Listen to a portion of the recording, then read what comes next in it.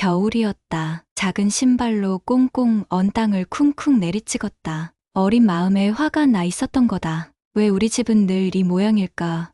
왜 맨날 반찬이 똑같지? 세상은 불공평하다고 생각했다. 친구 준호네 집엔 전기장판도 있었고 겨울이면 김이 모락모락 나는 고기가 늘 식탁에 올랐다. 하지만 우리 집은 늘 된장국이었다. 현관문을 열자 오래된 석유난로에서 지글지글 타들어가는 소리와 함께 익숙한 된장 냄새가 온 집 안을 가득 채우고 있었다. 엄마, 나왔어. 나 배고파. 내 말에 부엌에 있던 엄마가 고무장갑을 낀 채로 얼굴을 빼꼼 내밀었다. 그래, 추웠지. 밥 차릴게. 금방이야. 나는 신발도 제대로 벗지 않고 낡은 식탁 앞에 벌러덩 앉았다. 책가방은 식탁 다리 아래 툭 떨어졌고 내 뺨은 차갑게 식은 손등으로 얼얼했다. 잠시 뒤 엄마는 허연 김이 나는 국 한 그릇을 들고 나왔다. 검소한 밥상 위엔 된장국, 김치 한 접시,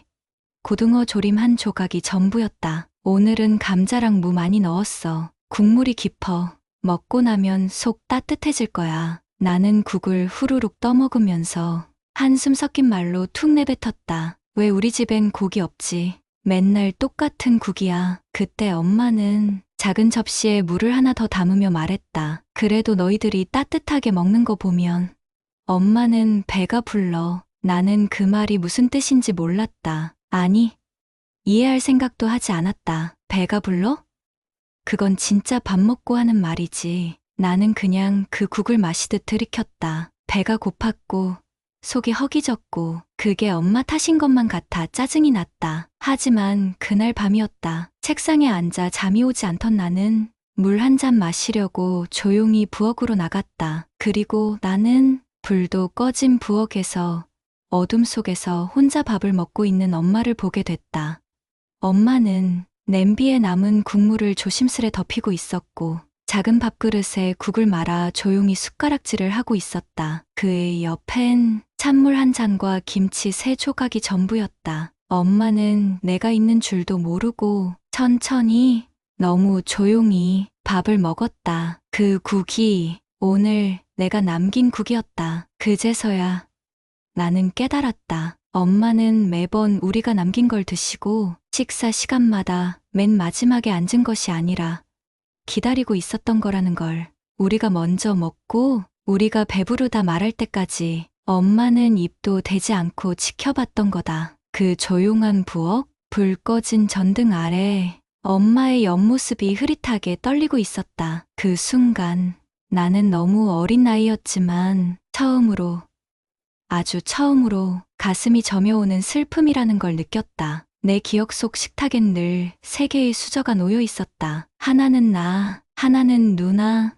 하나는 형, 그리고 늘 엄마의 수저는 가장 마지막에 놓였다. 아무도 그것이 이상하다고 생각하지 않았다. 그게 너무 당연한 풍경처럼 자리 잡고 있었기 때문이다. 엄마, 빨리 앉아. 형이 먼저 수저를 들며 외치면 엄마는 부엌에서 김을 굽고 있거나 김치 한 조각을 조심히 접시에 얹고 있거나 아직도 냄비 뚜껑을 닫고 있었다. 먼저 먹어. 엄마는 금방, 엄마는 항상 그렇게 말했다. 금방이었고, 조금 있다가였고, 나는 괜찮다는 말뿐이었다. 그건 단지 말버릇인 줄 알았다. 정말 엄마가 뒤늦게라도 먹고 있을 거라 믿었고, 엄마의 식사 시간은 늘 우리와 엇갈리는 줄로만 알았다. 어느 날, 그 마지막이 어떤 의미였는지 알게 된 순간이 있었다. 내가 학교에서 일찍 귀가했던 날, 엄마는 식탁에 앉아 조용히 밥을 드시고 있었다. 형도,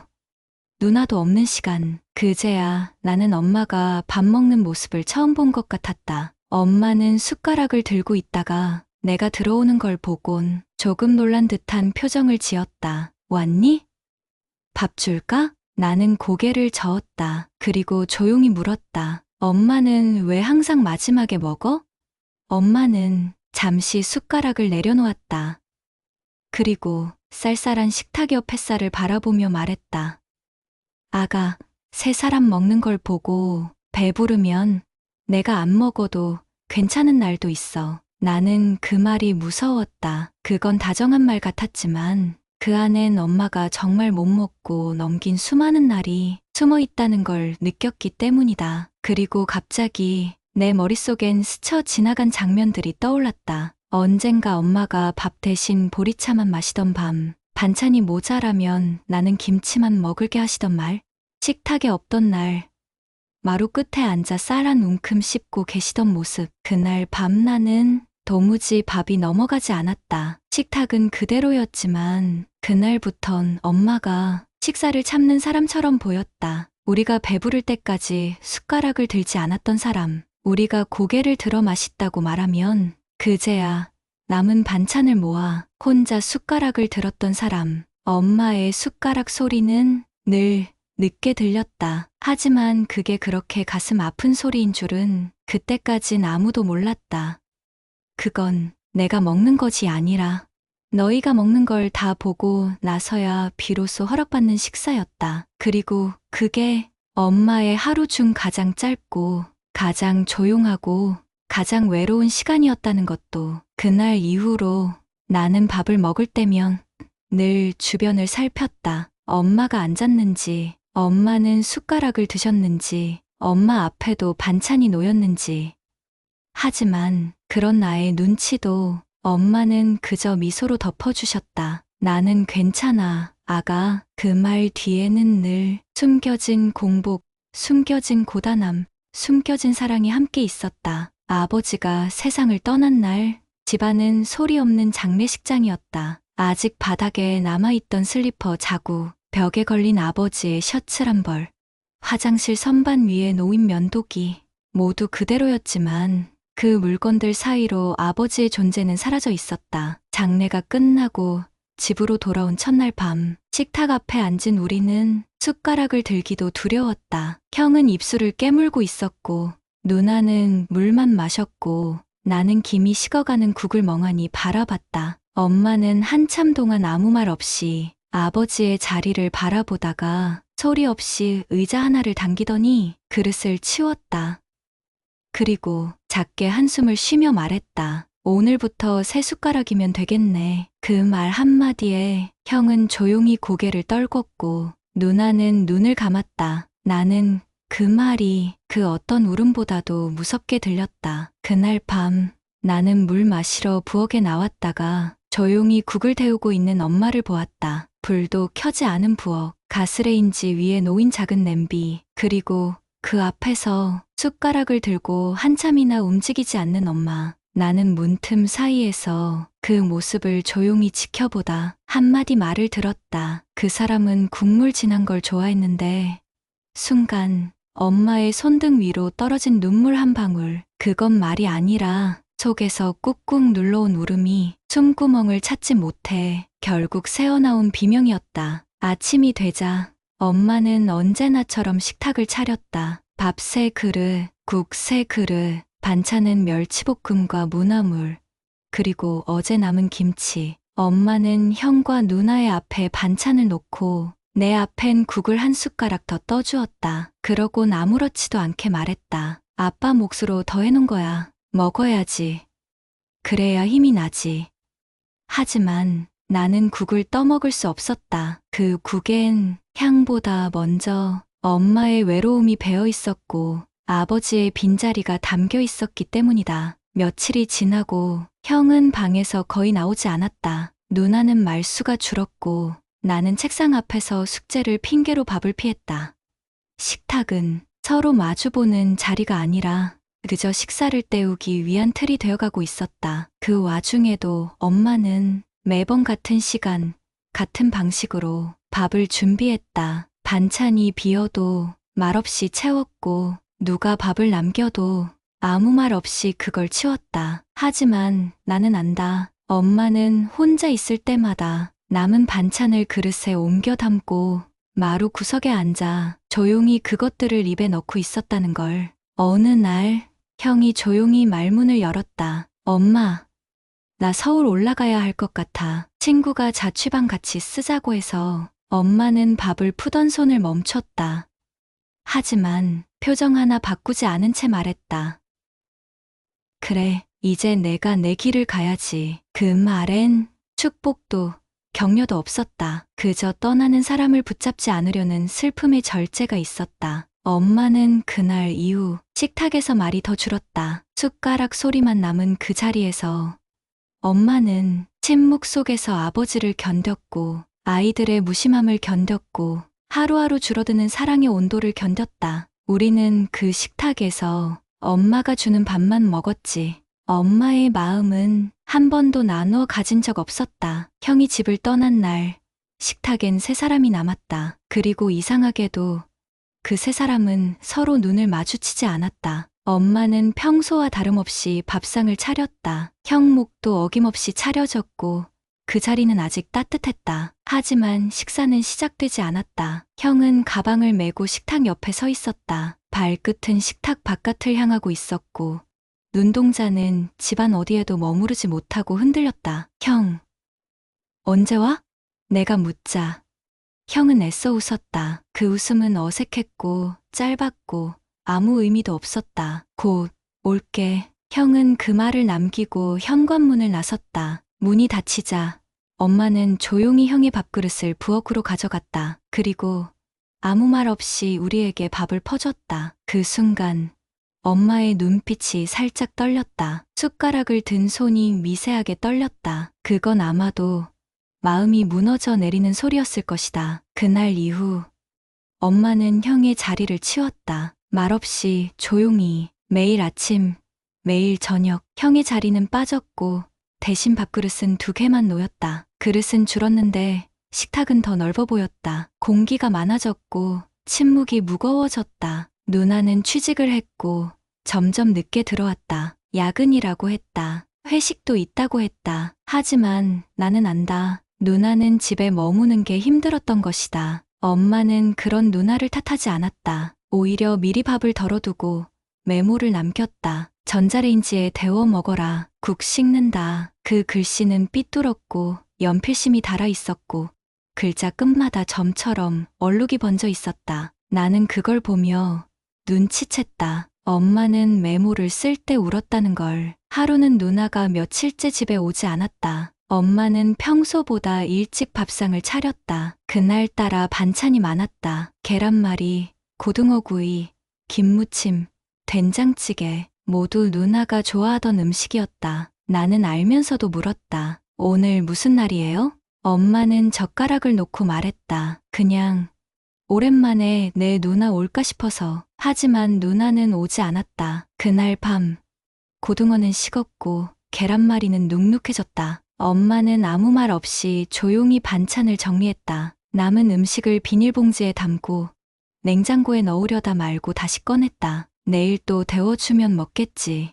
오면 먹겠지. 그 말이 그 밤 공기보다 더 서늘했다. 어느 날 형에게 전화가 왔다. 엄마는 수화기를 들고 손으로 머리를 정리했다. 전화를 받는 엄마의 얼굴엔 미소가 어렸지만 목소리는 떨렸다. 그래, 거기 밥은 먹고 다니니? 돈은 있니? 형은 아마 짧게 대답했을 것이다. 전화를 끊고 엄마는 말없이 식탁에 앉았다. 형 몫으로 차려뒀던 밥을 조용히 내 앞에 밀어주며 말했다. 많이 먹어라. 형은 다음에 온대. 하지만 나는 안다. 엄마는 그 다음이 오지 않을 걸 알고 있었다. 밥이 목에 걸렸다. 국을 삼키려 했지만 목구멍이 말랐다. 엄마는 그런 내 모습을 보며 웃었고 그 웃음은 금방 사라졌다. 그날 이후 엄마는 더 자주 반찬을 태웠다. 무심한 손길, 자주 베인 손등, 그리고 늘어난 혼잣말. 이런 된장 또 태웠네. 아버지 있을 땐 안 그랬는데. 식탁은 이제 기억을 먹는 장소였다. 과거의 소리와 얼굴이 밥 위에 얹혔고 국 속에 섞였다. 누나의 웃음, 형의 장난, 아버지의 기침 모두 식탁에 남아 있었고 엄마는 그 속에서 밥을 퍼먹고 있었다. 나는 그걸 보며 다짐했다. 언젠가는 꼭 말해야지. 엄마, 미안해요. 그렇게 혼자만 남겨두고 그 식탁을 지키게 해서. 어느 순간부터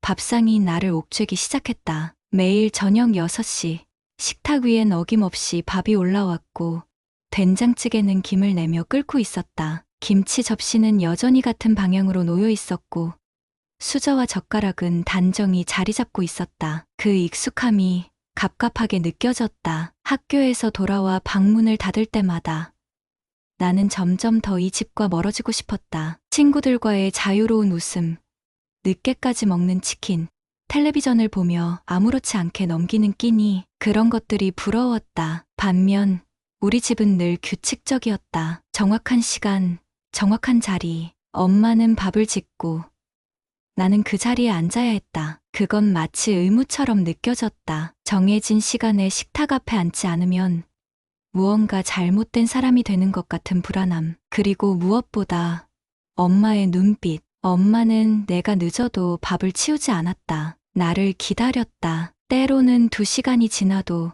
3시간이 지나도 차려진 밥상은 그대로였다. 그런 날이면 나는 더더욱 그 밥상이 싫었다. 왜 꼭 같이 밥을 먹어야 해요? 어느 날 나는 참지 못하고 소리쳤다. 친구들 집은 다 알아서 먹어요. 나도 이제 그런 거 싫어요. 그냥 혼자 먹게 해주세요. 엄마는 그 말을 듣고도 한참을 가만히 있었다. 식탁 옆에서 반찬을 옮기던 손이 멈췄고 눈빛이 잠시 흔들렸다. 하지만 곧 평소처럼 미소를 지으며 말했다. 밥은 같이 먹는 거야. 그래야 마음도 같이 나눠지지. 그 말이 왜 그렇게 서운했는지 나는 모르겠다. 마음을 나누고 싶지 않았던 건 아닌데 그 말이 내 마음에 찬물처럼 부어졌다. 그럼 나 혼자 먹을래요. 나는 숟가락을 내려놓고 방으로 들어가 버렸다. 그날 이후 나는 점점 밥상에서 멀어졌다. 저녁이 되면 일부러 늦게 들어왔고 엄마가 국을 데우는 소리를 들으면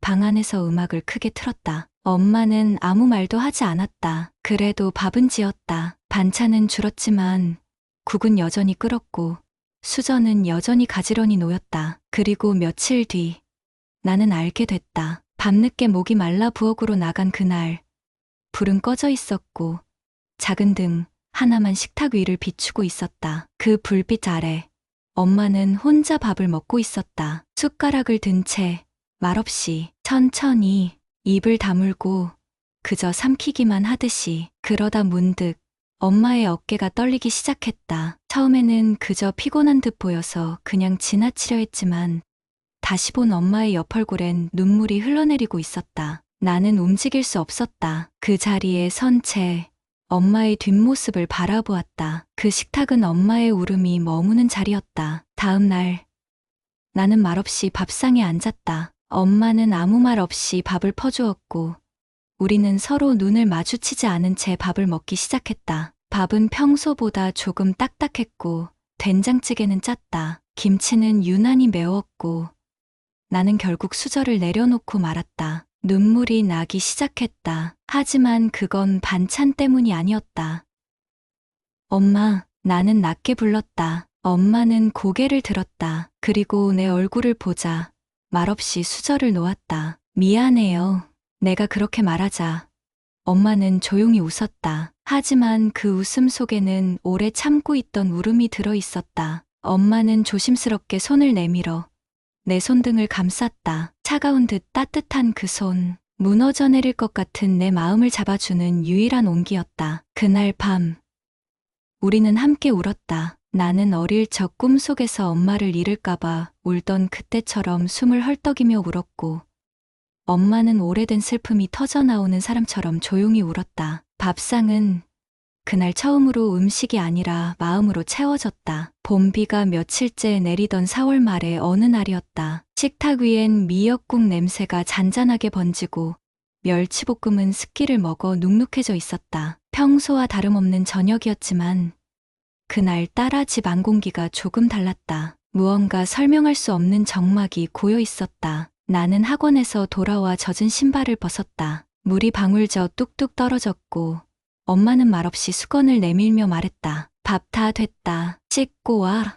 익숙한 말투였지만 그 속에 묘한 떨림이 느껴졌다. 문득 식탁을 바라봤다. 누나의 자리가 비어 있었다. 누나 방 문은 활짝 열려 있었고 책장이 반쯤 비어 있었다. 책 몇 권과 일기장, 작은 인형 하나만 남아 있었다. 화장대 위 향수도 사라져 있었다. 나는 조심스레 엄마를 바라봤다. 엄마는 국을 뜨고 있었지만 그 손끝이 분명히 떨리고 있었다. 그날 저녁 식사는 짧고 조용했다. 누나는 돌아오지 않았다. 다음 날 엄마는 누나의 자리에 밥을 놓지 않았다. 수저도 꺼내지 않았고 반찬도 하나 줄었다. 나는 조심스럽게 물었다. 엄마, 누나 어디 갔어요? 엄마는 국을 젓던 손을 멈췄다. 잠시 침묵이 흐른 뒤 그녀는 작은 목소리로 말했다. 이제 거기서 혼자 산대. 자기 삶 좀 살아보고 싶대. 그 말은 아주 짧았지만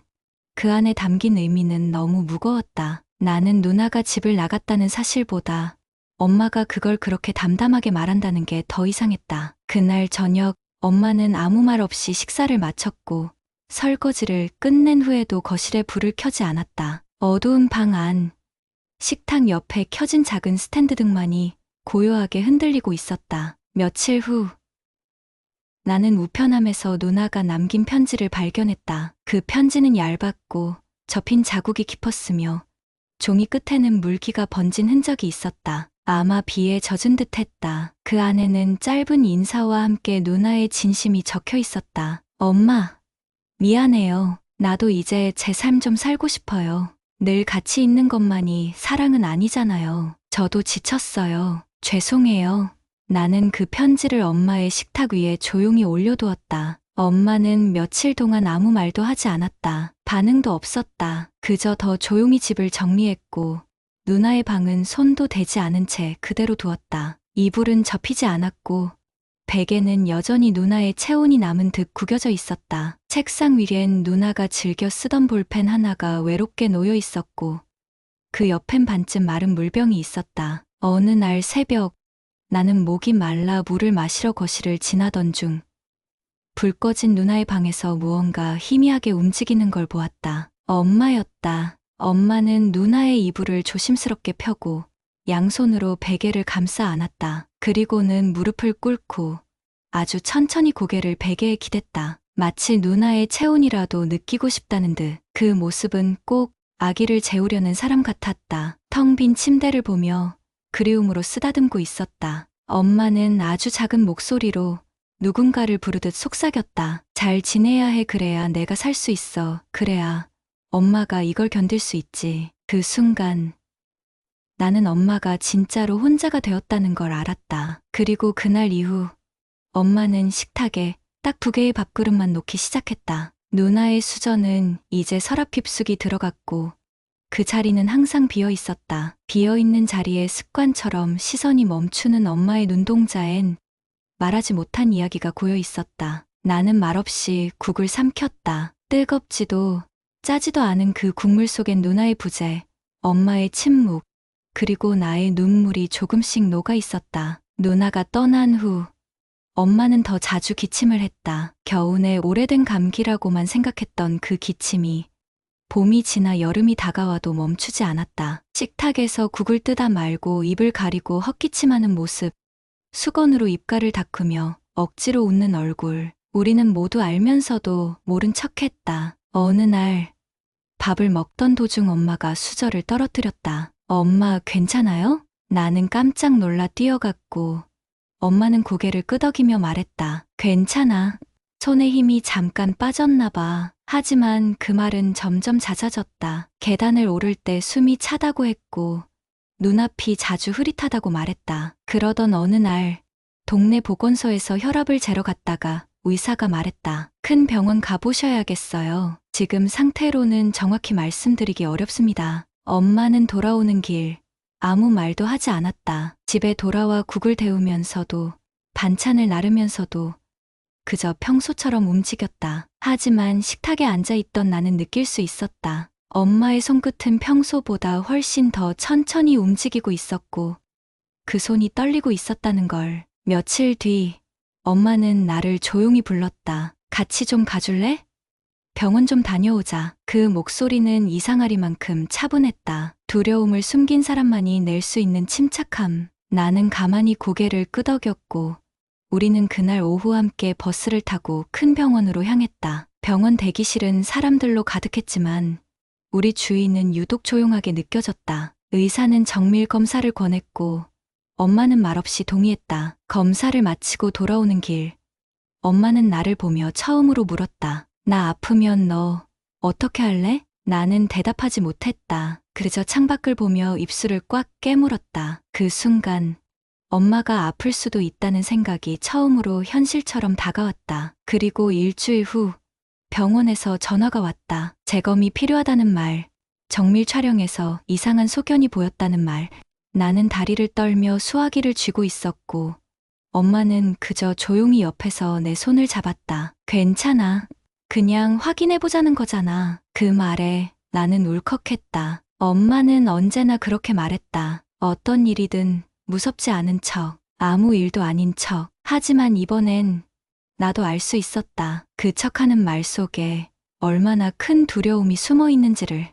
엄마는 아무 말 없이 식탁 옆에 조용히 앉았다. 오래전 누나가 비운 자리 옆에 말없이 국을 퍼담았다. 그릇을 내려놓는 손이 그날따라 유난히 작아 보였다. 재검 결과가 나왔다. 의사는 조심스럽게 말했다. 악성 종양 가능성이 있습니다. 조직 검사를 권합니다. 그 한마디에 시간은 멈춘 듯 느껴졌다. 나는 손에 쥐고 있던 엄마의 진료 기록지를 놓쳤고 엄마는 조용히 그것을 주워들었다. 의사는 덧붙였다. 아직 단정 지을 수는 없지만 빨리 확인하는 게 중요합니다. 병원을 나오는 길, 엄마는 한참을 말이 없었다. 햇빛이 따갑게 내리쬐는 날이었지만 엄마의 그림자는 길고 희미했다. 버스를 기다리던 정류장 벤치에 앉아있던 엄마는 고개를 떨군 채 한참을 침묵했다. 나는 무슨 말을 해야 할지 몰라 그저 옆에 앉아 있었다. 그때 엄마가 입을 열었다. 사실 예전에 그런 말 들은 적 있어. 나는 놀라서 엄마를 바라봤다. 몇 년 전 건강검진에서 무슨 그림자가 보인다고 했거든. 근데 그땐 그냥 넘겼어. 아프지도 않았고 병원비도 아깝고 너도 학교 다니느라 돈 많이 들었잖아. 그 말에 나는 말문이 막혔다. 그저 병원비 때문에 아니면 내 걱정이 될까봐 그걸 그냥 넘겼다고? 엄마, 왜 그걸 말 안 했어요? 엄마는 조용히 웃었다. 그 웃음은 미소도 위로도 아닌 체념에 가까운 표정이었다. 내 몸은 어떻게 되어도 괜찮다고 생각했어. 너희가 잘 먹고 잘 크는 게 더 중요했으니까. 나는 울컥했다. 그 순간 목구멍이 메이고 눈물이 저절로 고였다. 그럼 지금은요? 지금은 저 다 컸고 돈도 벌고 이젠 엄마만 생각해도 되잖아요. 엄마는 조용히 고개를 저었다. 엄마는 늘 너희 뒤에 있어야 편하더라. 앞에 서면 자꾸 불안해져. 그게 익숙해졌나 봐. 그날 저녁 우리는 말없이 식탁에 마주 앉았다. 엄마는 예전처럼 국을 데우고 나를 위해 반찬을 더 꺼내왔다. 하지만 나는 그저 숟가락을 들지 못한 채 앉아 있었다. 눈앞에 반찬들이 흐려졌고 밥알이 하나하나 눈물처럼 보였다. 엄마는 조용히 내 숟가락을 들어 밥 위에 올려놓았다. 먹어야지.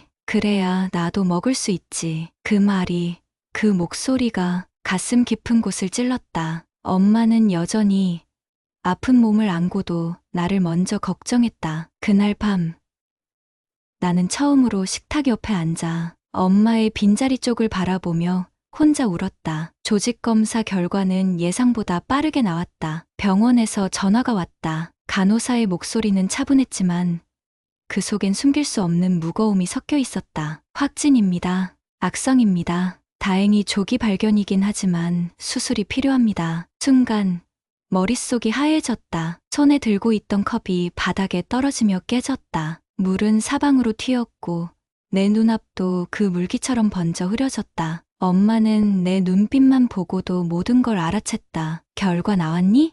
나는 고개를 끄덕였다. 말문이 막혔지만 어떻게든 꺼냈다. 엄마 수술해야 한대요. 그래도 다행히 초기에 발견됐대요. 엄마는 잠시 나를 바라보다 고개를 저었다. 그래도라는 말은 이미 괜찮지 않다는 거잖아. 그 목소리는 낮고 떨렸고 눈동자는 유난히 깊어 보였다. 엄마 무서워요? 나는 조심스럽게 물었다. 엄마는 그 말에 대답하지 못하고 고개를 숙였다. 그 침묵이 대답처럼 들렸다. 무서운 게 아니라 미안해서 그래. 미안하긴 왜요? 누구한테요?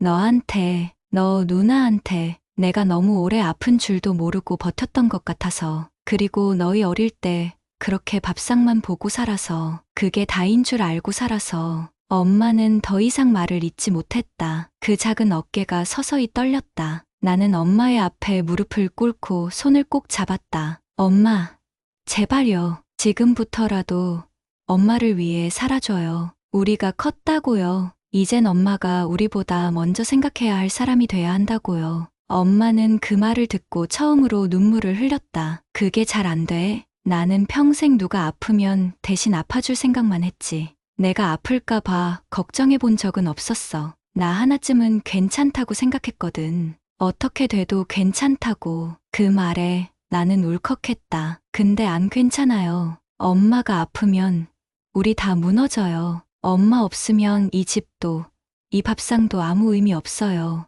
엄마는 손등으로 눈물을 훔쳤다. 하지만 그 손이 떨리고 있었다. 근데 수술이라는 게 혹시라도 깨어나지 못하면 어떡하지? 너희 얼굴 못 보면 어떡하지? 나 정말 무서워. 엄마는 마치 어린아이가 된 것처럼 내 품에 얼굴을 묻었다. 그 작고 가벼운 체온이 너무나 슬프고 가여웠다. 나는 엄마를 꼭 안았다. 엄마는 깨어날 거예요. 반드시요. 우린 같이 있을 거예요. 다시 식탁에서 마주보고 밥 먹을 수 있어요. 그게 우리가 살아온 방식이잖아요. 그날 밤, 엄마는 내 손을 꼭 잡고 잠이 들었다. 나는 그 손을 놓지 않았다. 밤새도록 손을 꼭 쥔 채 엄마가 깨어있는지 숨소리가 들리는지 확인하며 앉아 있었다. 식탁 위엔 엄마가 저녁에 차려뒀던 미역국이 식어가고 있었다. 그 국물은 뜨겁지 않았지만 그 안엔 말 못한 두려움과 그 두려움을 이겨내려는 사랑이 녹아 있었다. 수술 전날 밤, 엄마는 평소보다 훨씬 더 조용했다. 하루 종일 아무 말 없이 집 안을 정리했고 냉장고 안에 오래된 반찬통도 정리하고 묵은 쌀을 씻어 햇볕에 널어두었다. 옷장 안에는 계절별로 옷을 정리해두고 내 옛날 교복과 누나의 유치원 가방까지 다시 한번 접어 넣었다. 다 쓴 약 봉지들은 깔끔히 모아두었고 신발장에선 우리 어릴 적 신었던 운동화를 하나하나 닦았다. 나는 묵묵히 엄마의 행동을 지켜보았다. 그건 마치 아주 먼 여행을 떠나기 전의 준비 같았다. 엄마, 쉬어요. 내일 수술인데 왜 이렇게 정리해요? 엄마는 고개를 저으며 말했다. 내일 혹시라도 못 깨어나면 이 반찬들 버릴 사람 없잖아. 냉장고에서 썩는 거 싫어. 그리고 혹시라도 내가 다시 이 방에 혼자 남게 되면 너 어릴 적 물건들 보면 조금은 덜 외롭지 않을까 해서. 나는 울컥해서 말을 잇지 못했다. 밤이 깊어지자 엄마는 내 방 문을 살짝 열었다. 잘 자라. 나는 고개를 끄덕였지만 마음은 무거웠다. 엄마는 문틈으로 내 얼굴을 잠시 바라보다 문을 닫으며 조용히 말했다. 내일은 너보다 먼저 깨고 싶다. 내가 깼을 때 엄마 없으면 놀랄까봐. 그로부터 몇 시간이 지나 새벽녘 화장실에 가려다 부엌 불이 켜진 걸 봤다. 조심히 다가가 문틈으로 바라본 부엌엔 식탁 앞에 앉은 엄마가 종이에 뭔가를 적고 있었다. 희미한 조명 아래 엄마는 반듯하게 앉아 한 글자 한 글자 꾹꾹 눌러가며 편지를 쓰고 있었다. 나는 그 모습을 보고 조용히 돌아섰다. 그 장면이 너무 성스러워 보여서 감히 다가갈 수 없었다. 다음 날 아침 엄마는 웃는 얼굴로 말했다. 수술 잘 받고 올게. 괜히 눈물 흘리지 마. 울면 나한테 혼날 줄 알아. 그리고 그 말 그대로 엄마는 환자복을 입고 병원 침대에 올랐다. 그날 오후 수술실 앞에서 기다리던 내 손에 간호사가 작은 봉투 하나를 전해주었다. 어머님께서 수술 들어가기 전에 꼭 전해달라고 하셨어요. 봉투에는 삐뚤빼뚤한 글씨로 우리 아들 지훈이에게라고 적혀 있었다. 나는 두 손으로 봉투를 조심히 뜯었다. 그 안엔 종이 한 장, 단정히 접힌 편지가 들어 있었다. 지훈아, 내 아들, 내 보물. 이 편지를 내가 읽고 있다면 아마도 나는 지금 수술대 위에 있겠지. 혹시라도 엄마가 눈을 못 뜬다 해도 제발 너무 많이 울지 말아줘. 엄마는 너랑 누나, 형을 키우면서 세상에서 제일 귀한 기적을 2번이나 봤단다. 너희가 엄마 앞에 나타난 그날부터 나는 매일이 축복이었어. 밥상을 차릴 때마다 너희가 좋아하는 반찬 하나라도 더 얹고 싶었고 한 숟가락이라도 더 먹이는 게 내 하루의 목표였어. 너희가 잘 먹었어요 하고 말하면 그날은 아무리 힘들어도 행복했다. 엄마가 아프다고 미워하지 마. 이 아픔은 그냥 엄마 몫인 거야. 그동안 너무 많이 안 아프고 살아온 것 같아서 이제 조금 아플 시간이라고 생각하자. 지훈아, 넌 참 좋은 아들이야. 고집도 세고 눈물도 많고 어릴 땐 엄마한테 큰 소리도 자주 쳤지만 그 모든 순간이 엄마한텐 그저 사랑스러웠단다. 이제는 내가 식탁의 주인이 되어줘. 엄마가 늘 맨 마지막에 앉았던 이유는 너희 먹는 걸 지켜보는 게 세상에서 제일 큰 행복이었기 때문이야. 앞으로는 내가 먼저 앉아서 밥을 푸고 가장 늦게까지 식탁을 지켜주렴. 그게 엄마가 남기고 싶은 삶의 방식이야. 그리고 가끔, 정말 가끔이면 돼. 식탁에 앉아 엄마 생각이 나면 엄마, 잘 먹었어요 한마디만 해줘. 그걸 듣는다면 난 어디서든 웃을 수 있을 것 같아. 사랑한다, 지훈아. 너무 많이, 끝도 없이.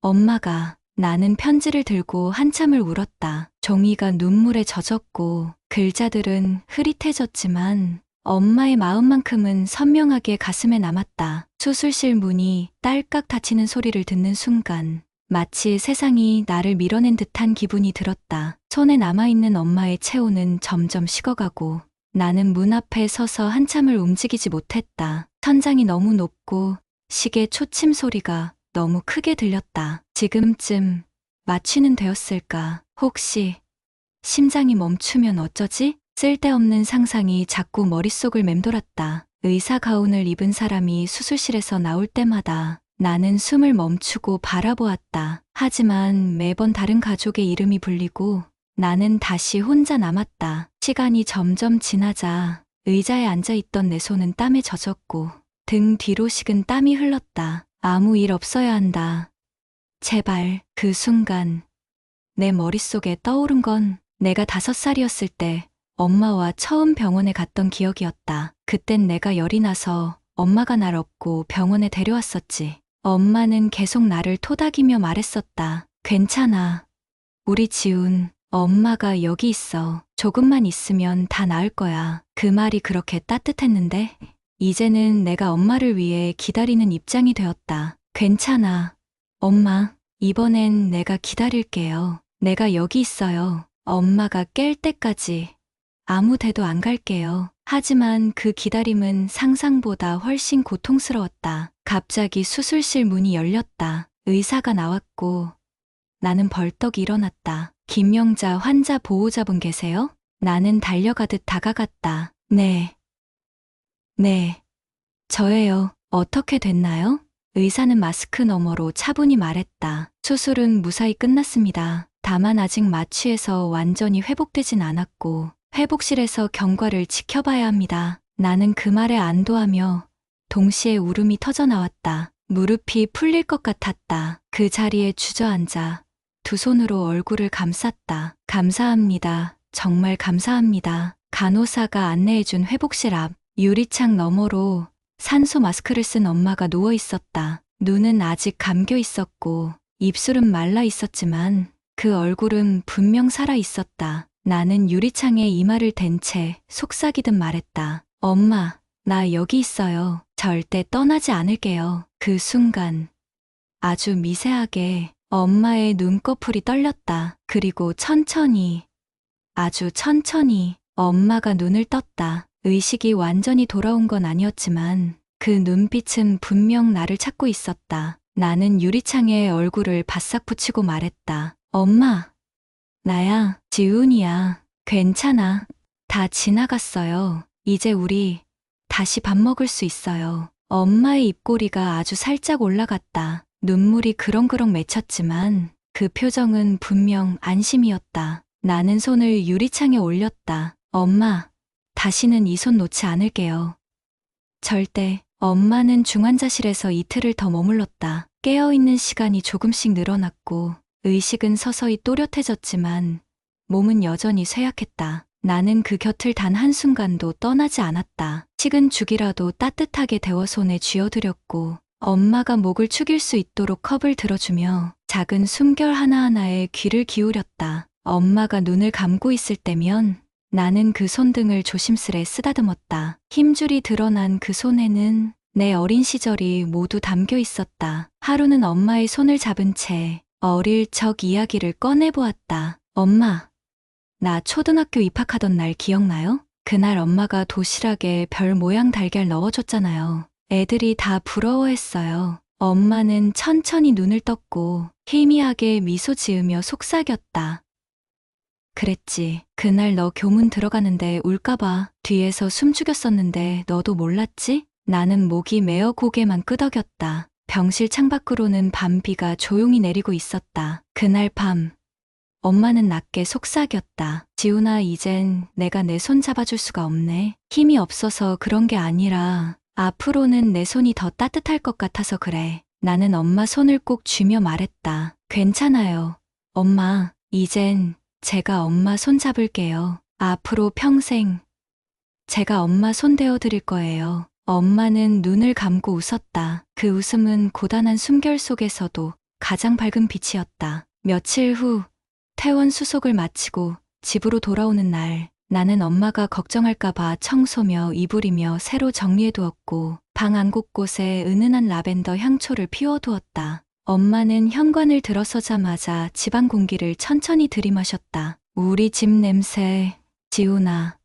엄마 살아서 돌아왔네. 그 한마디에 나는 참았던 눈물을 터뜨렸다. 그렇게 둘이 부둥켜 안고 한참을 울었다. 엄마의 뼈만 남은 어깨는 한없이 가벼웠지만 그 품은 여전히 포근했다. 며칠이 지나고 엄마가 식탁 앞에 처음 다시 앉은 날이 찾아왔다. 나는 그날을 위해 장을 받고 엄마가 좋아하던 무생채와 된장찌개 그리고 호박전까지 정성껏 만들었다. 손끝이 떨리며 칼질을 할 때마다 이걸 먹고 엄마가 웃겠지? 하는 마음으로 채소를 다듬었다. 식탁을 정리하고 수저를 올리며 나는 속으로 조용히 기도했다. 이 밥상이 엄마에게 다시 삶이 되기를. 엄마는 천천히 식탁 앞에 앉았다. 나는 엄마 앞에 밥그릇을 놓고 말했다. 오늘은 엄마가 제일 먼저 앉아요. 맨 마지막 말고요. 앞으로는 제가 지킬게요. 이 식탁도,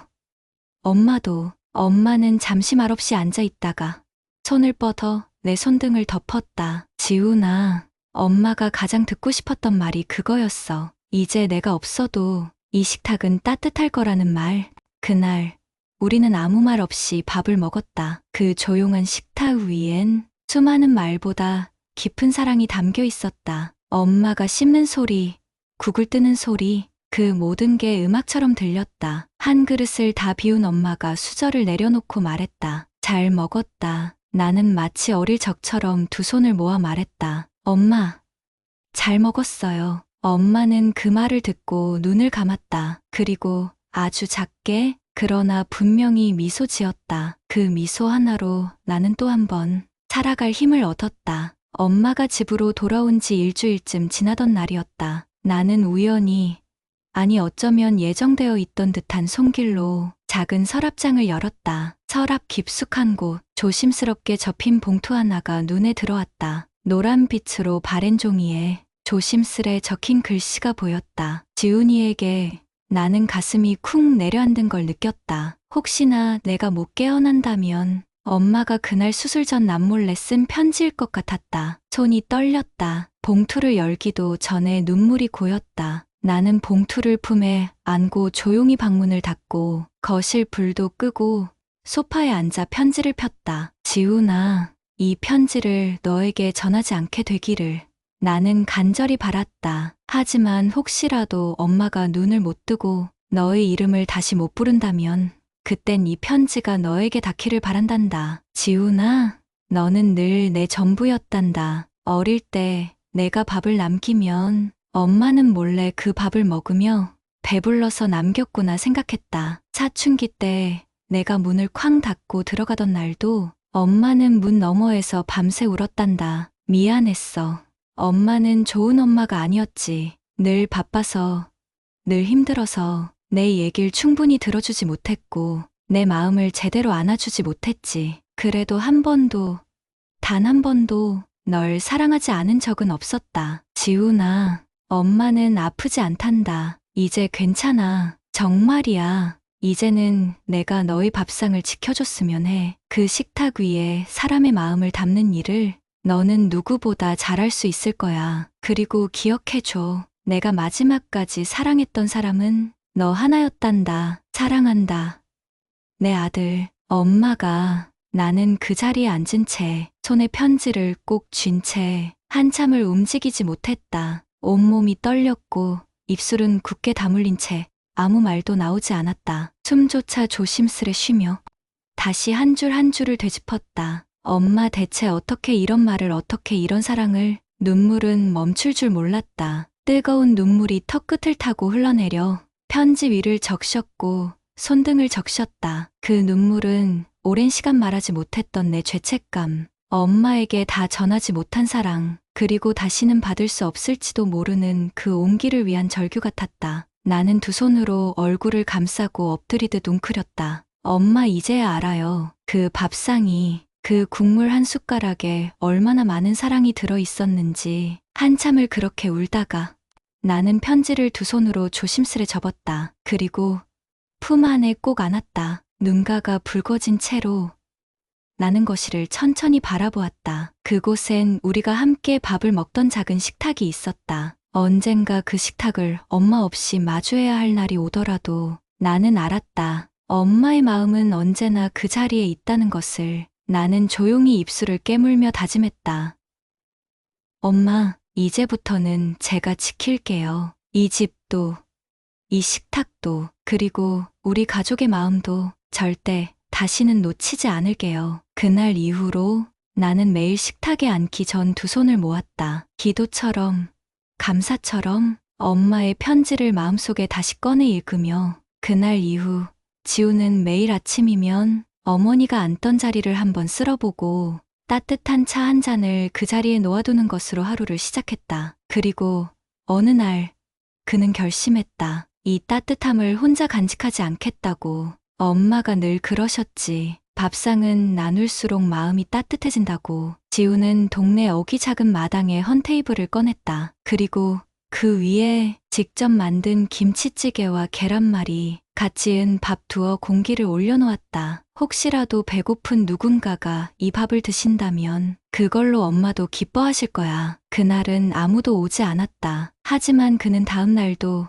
그 다음 날도 테이블에 음식을 놓았다. 그리고 일주일쯤 흐른 날, 낡은 스웨터를 입은 할아버지 한 분이 작은 고개를 숙이며 말했다. 이거 정말 먹어도 되겠습니까? 지우는 웃으며 대답했다. 물론입니다. 어머니가 늘 누구든 따뜻한 밥은 먹어야 한다고 하셨어요. 그날 이후 마당의 밥상은 조용한 동네의 온기가 되었다. 하루에 한 사람, 또 하루는 세 사람, 그리고 때로는 노부부가 함께 와서 말없이 밥을 먹었다. 누군가는 눈물을 흘렸고 누군가는 공손히 수저를 놓고 큰 절을 올렸다. 지우는 그 모습을 보며 마음속에 되새겼다. 이건 단순한 밥상이 아니야. 엄마가 남긴 사랑이 이렇게 다른 사람에게 흘러가고 있어. 어느 날 평소 조용하던 옆집 아주머니가 말없이 손에 쪽지를 들고 와 밥상 위에 내려놓고 갔다. 그 쪽지에는 이렇게 적혀 있었다. 당신 어머니는 참 고운 분이셨을 거예요. 이 따뜻한 밥을 먹고 저도 오늘 처음으로 울었습니다. 감사합니다. 지우는 그날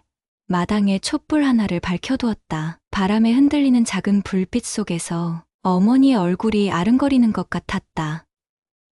엄마, 이 밥상 이제 많은 사람들의 마음도 덮어줘요. 그 따뜻함 제가 계속 지켜나갈게요. 이제 그 밥상 위에는 단지 음식만이 아니라 슬픔과 외로움, 그리고 희망과 위로가 함께 놓여 있었다. 그리고 지우는 알았다. 이 밥상은 끝이 아니라 어머니의 사랑이 퍼져나가는 시작이라는 것을. 엄마가 병원에서 퇴원한 후 몇 달 동안은 기적처럼 평온한 시간이 흘렀다. 지우는 하루하루를 소중히 여겼고 엄마 역시 더 밝은 표정으로 지훈 곁에 있었다. 그러던 어느 날 밤 엄마는 지훈을 조용히 불렀다. 지훈아, 오늘은 그냥 너랑 밥 한 그릇 같이 먹고 싶다. 그날 밤 지훈은 간단한 된장찌개와 고등어 조림 그리고 김치 한 접시를 식탁에 올렸다. 엄마는 오랜만에 작은 숟가락으로 국물을 뜨며 웃었다. 이 국물 맛, 내가 나보다 더 잘 끓인다. 지우는 아무 말 없이 웃으며 눈을 내리깔았다. 그 순간 가슴속에서 뭔가 뜨겁게 올라왔다. 혹시 오늘이 마지막일까? 식사를 마치고 나서 엄마는 지훈의 손을 꼭 잡았다. 내 손 여전히 작지?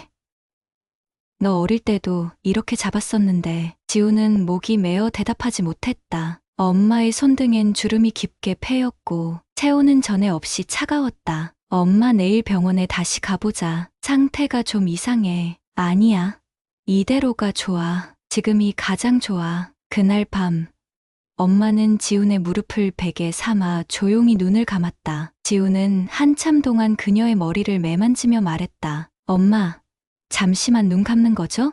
내일 또 같이 밥 먹을 거잖아요. 하지만 새벽녘 지훈은 그녀의 호흡이 멈췄다는 걸 느꼈다. 온몸이 얼어붙고 세상이 조용히 멈춘 듯했다. 그 순간 심장이 조여왔다. 눈을 감은 엄마의 얼굴은 평온했지만 그 고요함이 더없이 아프게 다가왔다. 지훈은 덜덜 떨리는 손으로 엄마의 뺨을 어루만졌다. 엄마 제발요 한 번만 더 눈 떠봐요. 제발. 아무 대답도 없었다. 입술이 바싹 말라붙고 눈물이 흐르다 못해 흐느낌이 되어버렸다. 지훈은 바닥에 무릎을 꿇고 머리를 엄마의 가슴 위에 묻었다. 조용한 새벽.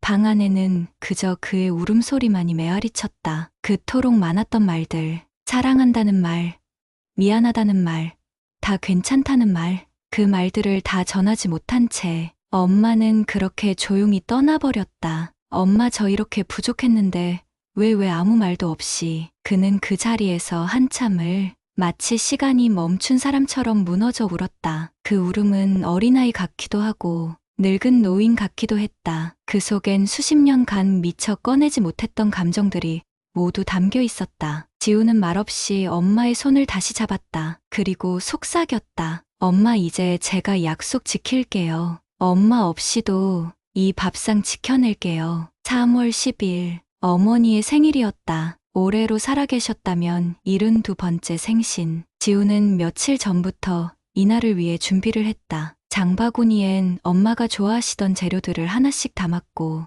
어릴 적 엄마가 생일상에 올려주셨던 그 반찬들을 떠올렸다. 미역국엔 꼭 들깨 넣어야 맛있지. 도라지 무침은 손으로 찢어야 더 부드럽게 씹히지. 하나하나 엄마의 말투를 따라하며 손질했고 주방엔 어느새 엄마의 향이 다시 살아났다. 그날 아침 지우는 이른 새벽부터 미역을 불리고 국을 끓였다. 찬장 맨 위에 고이 모셔두었던 어머니의 사진을 꺼내 식탁 맞은편에 정성껏 모셔두었다. 식탁엔 총 6가지 반찬이 올랐다. 도라지 무침, 멸치볶음, 김치전, 시금치나물, 고등어 조림, 그리고 들깨미역국. 지우는 사진 앞에 국을 놓고 두 손을 모아 깊이 인사했다.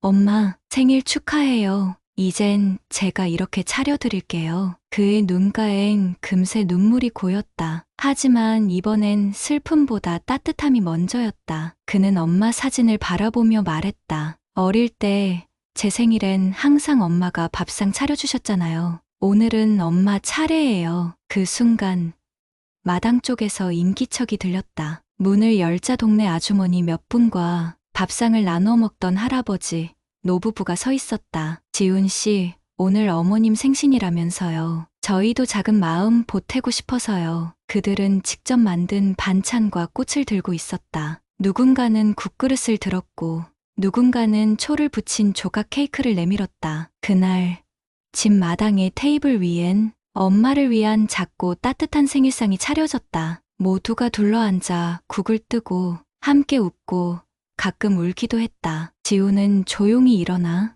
엄마의 사진 앞에 촛불을 하나 밝혔다. 이건 오늘을 기억하는 촛불이에요. 엄마의 생일을 함께 나눈 모든 마음들을 기억하는 빛이에요. 어머니의 미소가 사진 너머로 조용히 번지는 듯했다. 그날의 밥상은 단지 생일상이 아니었다. 그건 어머니의 사랑이 계속되고 있다는 증거였고 이웃과 함께 나눈 삶의 고리였다. 지우는 속으로 되뇌었다. 엄마, 봤죠? 이젠 제가 엄마 없이도 따뜻한 밥상을 차릴 수 있어요. 어느 봄날 지우는 마루 벽장 깊숙이 손을 넣다가 작고 바랜 노트 한 권을 발견했다. 노트 표지엔 단정한 글씨로 이렇게 적혀 있었다. 밥상 위의 마음, 영희 엄마의 기록. 지우는 가슴이 덜컥 내려앉았다. 엄마의 이름을 그렇게 본 것은 참 오랜만이었다. 노트 첫 장을 넘기자 익숙한 엄마의 글씨가 정성스레 쓰여 있었다. 지훈이가 10살 되던 해 처음으로 혼자 계란말이를 만들었다. 한쪽은 타고 한쪽은 덜 익었지만 그걸 먹으면서도 나는 눈물이 났다. 우리 아들 이렇게 컸구나 하고. 지우는 노트를 들고 마루에 앉아 천천히 한 줄 한 줄 읽어 내려갔다. 거기엔 매일의 식사에 담긴 이야기들이 적혀 있었다. 지훈이 감기 걸려 입맛 없을 때 된장국에 마늘 더 넣어줌. 월세 밀린 날엔 콩나물국으로 대신 그래도 맛있게 먹어줘서 고마웠다. 지훈의 눈물은 노트 위에 뚝뚝 떨어졌다. 모르는 줄 알았던 엄마의 마음, 말없이 참기만 했던 그날들이 이제야 종이 위에서 되살아나고 있었다. 그리고 마지막 페이지. 내가 없을 때 지훈이가 외롭지 않았으면 좋겠다. 이 노트를 발견했을 땐 분명 그 아이도 외로울 거다. 그래도 밥상 앞에 앉을 때마다 내가 여전히 곁에 있다는 걸 느껴줬으면. 지훈은 두 손으로 노트를 감싸 안았다. 그의 손끝이 노트의 바랜 종이를 어루만질 때마다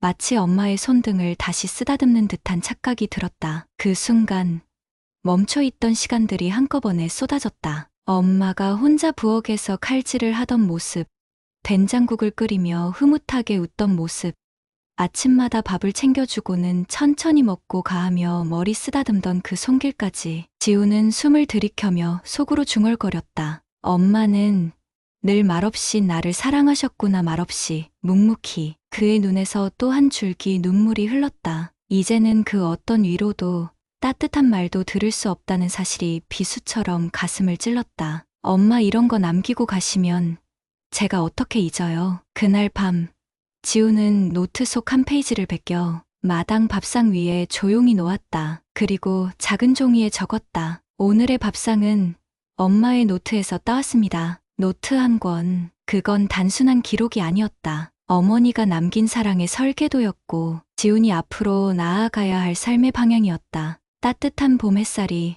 마당을 비추던 어느 날 지훈의 집에 낯선 손님이 찾아왔다. 15쯤 되어 보이는 말끔한 교복 차림의 소년이었다. 여기가 지훈 아저씨 댁 맞나요? 소년은 조심스레 고개를 숙이며 말했다. 지훈은 그 얼굴을 보고 순간 얼어붙었다. 낯설지만 어딘가 익숙한 눈빛.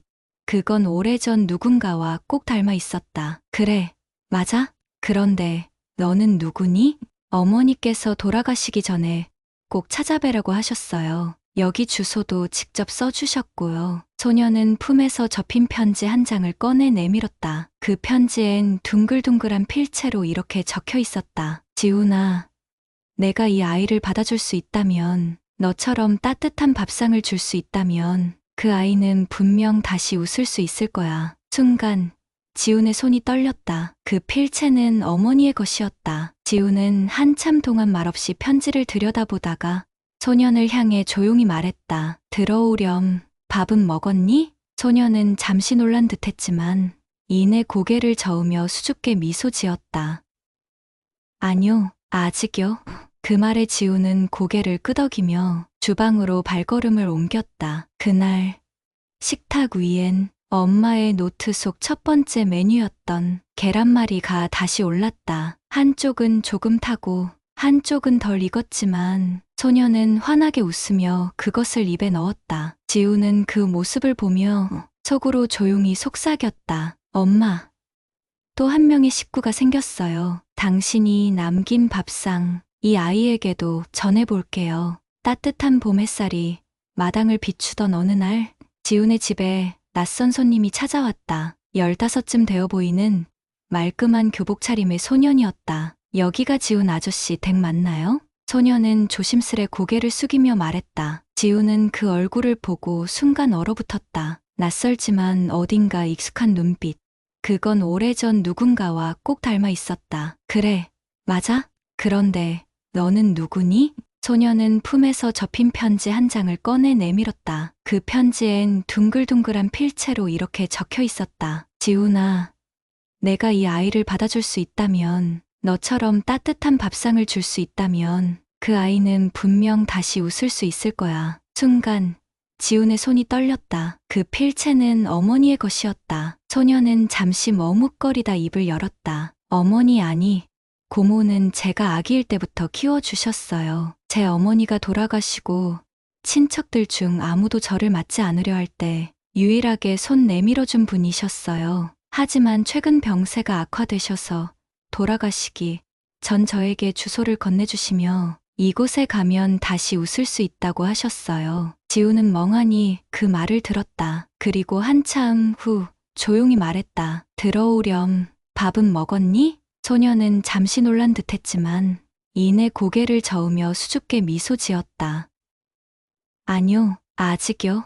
그 말에 지우는 고개를 끄덕이며 주방으로 발걸음을 옮겼다. 그날 식탁 위엔 엄마의 노트 속 첫 번째 메뉴였던 계란말이가 다시 올랐다. 한쪽은 조금 타고 한쪽은 덜 익었지만 소녀는 환하게 웃으며 그것을 입에 넣었다. 지우는 그 모습을 보며 속으로 조용히 속삭였다. 엄마, 또 한 명의 식구가 생겼어요. 당신이 남긴 밥상 이 아이에게도 전해볼게요. 며칠 뒤 지우는 소년과 함께 마당을 정리하다가 장롱 깊숙한 곳에서 오래된 상자 하나를 꺼냈다. 거칠게 바랜 겉면엔 가족 앨범이라는 단어가 희미하게 쓰여 있었다. 지우는 조심스럽게 상자를 열었다. 그 안엔 빛바랜 사진들이 가지런히 담겨 있었고 사진 한 장 한 장마다 시간이 멈춘 듯한 순간들이 있었다. 그러다 한 장의 사진 앞에서 지우는 멈췄다. 사진 속엔 젊은 시절의 어머니와 낯선 한 여성, 그리고 품에 안긴 갓난아이가 있었다. 이건 누구지?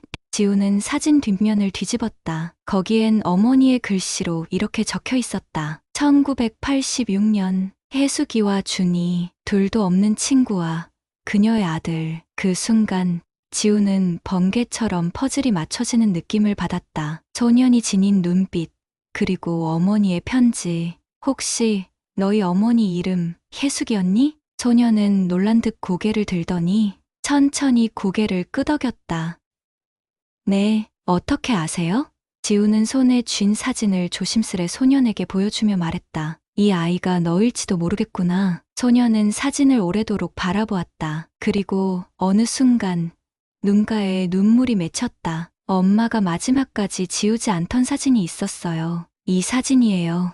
이 옷, 이 배경 기억나요? 지우는 가슴이 먹먹해졌다. 어머니가 세상 떠나기 전까지도 이 소년의 존재를 마음속 깊이 간직하고 있었다는 사실이 가슴을 저리게 울렸다. 그날 밤, 지우는 앨범 속 사진들을 소년과 함께 정리했다. 그리고 앨범 표지에 새로운 제목을 써넣었다. 밥상 위의 가족, 그리고 다시 시작된 이야기. 그 앨범은 이제 한 사람의 추억이 아닌 두 사람의 새로운 가족사를 담아가기 시작했다. 그날 이후 지훈의 집 마당은 다시 사람들의 발길로 분주해지기 시작했다. 소녀는 학교를 마치고 곧장 돌아와 지훈을 따라 부엌에서 일을 거들었다. 고사리 무치는 법, 멸치 볶는 순서, 밥 짓는 타이밍까지 하나하나 조심스럽게 배우고 익혔다. 이젠 밥 냄새만 맡아도 불 꺼야 할 때를 알겠어요. 소년이 해맑게 웃으며 말하자 지훈은 잠시 눈을 감았다. 그 웃음 속에서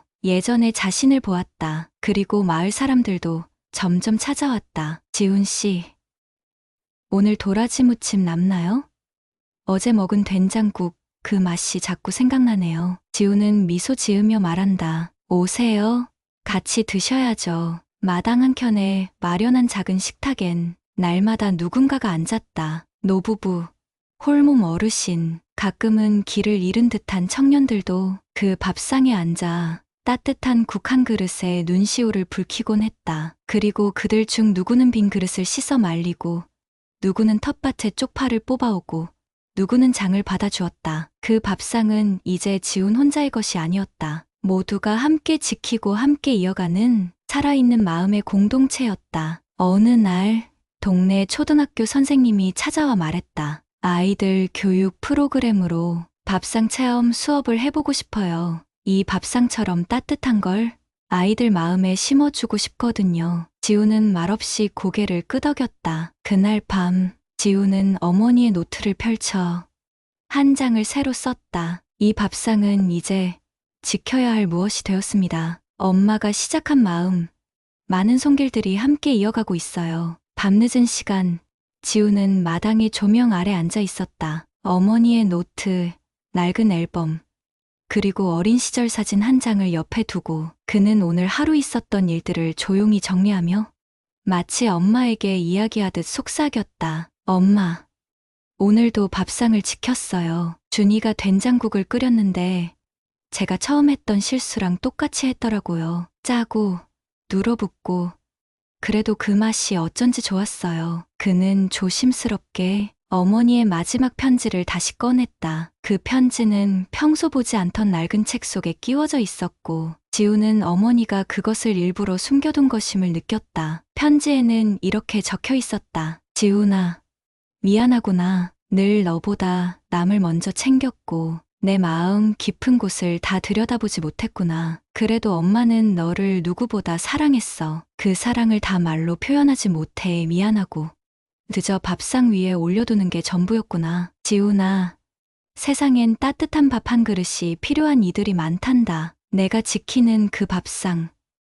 그건 이제 너의 삶이 될 거야. 엄마는 항상 내 곁에 있을 거야. 숟가락 소리, 국물 끓는 냄새, 그 모든 순간에 엄마가 있을 거야. 지우는 편지를 가슴에 품고 천천히 일어났다. 그리고 마당 한가운데 서서 밤하늘을 바라보았다. 별빛 아래 작은 촛불 하나를 켰다. 그건 어머니의 마지막 한마디를 기억하는 불빛이었다. 그리고 그는 다짐했다. 엄마, 이 밥상은 누구에게든 따뜻한 안식이 되게 할게요. 저 역시 누군가의 엄마처럼 그리운 사람이 될 수 있도록 살아갈게요. 그 밥상엔 여전히 고등어 조림이 올라왔고 된장국이 따뜻하게 끓고 있었으며 사람들은 조용히 둘러앉아 서로를 바라보았다. 그곳엔 이제 부재가 아닌 존재로 남은 어머니가 있었고 그녀의 사랑이 여전히 사람들을 감싸고 있었다. 그리고 지우는 비로소 알았다. 이 밥상이야말로